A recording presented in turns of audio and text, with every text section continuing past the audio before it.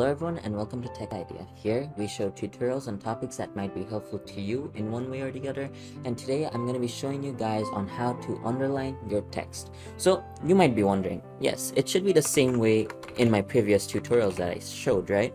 But no, when I highlight this, right, you've got bold, italic, the cross out, the quotation. This is basically that bracket thingy. It makes a small box for your chat, and what you call this, the spoiler one. So you can't do it in the normal way, right? So for underlining it, it's and after that 2_after, and once I do that, all I have to do is press enter, and that's gonna underline my text. Now you can also do it to previous messages that you sent. For example, if I edit this message and if I do _before and _after, right?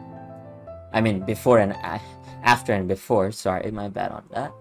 And I press on enter, as you can see, Francis has been underlined.